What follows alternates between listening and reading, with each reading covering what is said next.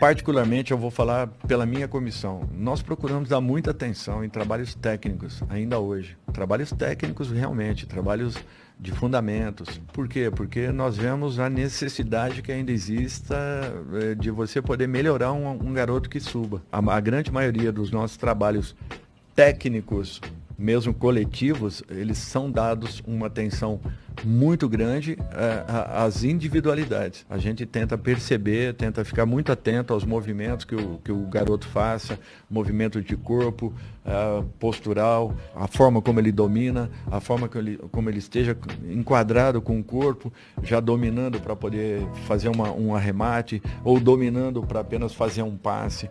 Então tudo isso a gente procura estar bem atentos para tentar melhorar os jogadores que cheguem. Mas seria um trabalho para que fizéssemos na categoria ou nas categorias de formação, que aí sim seria o ideal. Ou seja, na minha opinião, nós teríamos que ter o futebol de salão encaixado com os trabalhos de futebol de campo até, no mínimo, até 12, 13 anos. Esses meninos teriam que estar com o futebol de salão presentes em pelo menos 3 períodos de treinamentos que eles tivessem ao longo de uma semana.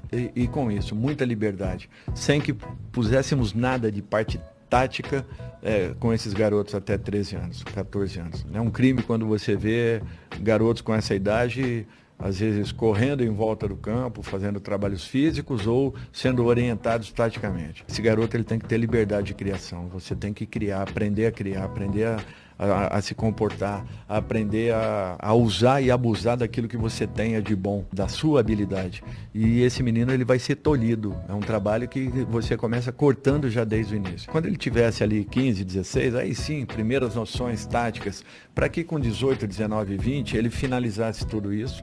Eu estou falando isso de um modo geral, não quer dizer que um garoto com 16 não possa estar no profissional de repente, pela capacidade que ele tem, mas de um modo geral. Finalizando aí sim essa formação e passando para o degrau seguinte, o time profissional, onde com 70, 60, 80, 90 jogos ele completaria a sua formação. E aí ali sim você corrigiria alguma condição que ele apresentasse, de posicionamento, de postura.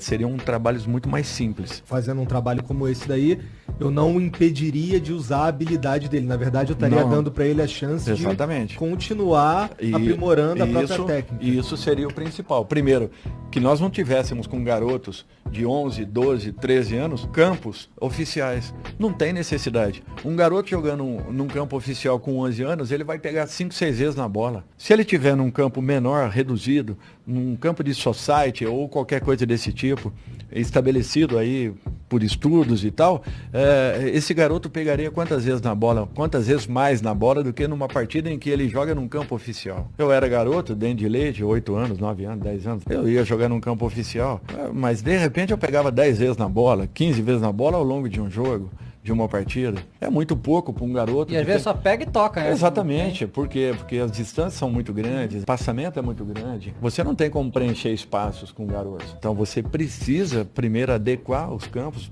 para que esses garotos possam ter contato, intimidade com bola, poderem estar muito mais ativos numa partida e sentindo muito mais o que é você ter a posse de bola, para que você aprenda a valorizar, aprenda a usá-la da melhor forma possível, seja uma arma nas suas mãos para que você possa superar o seu adversário. É outro aspecto que eu sempre questionei muito. Um garoto nascido em dezembro, ele tem uma defasagem de 12 meses em relação a um garoto nascido em janeiro do mesmo ano. 12 meses de diferença.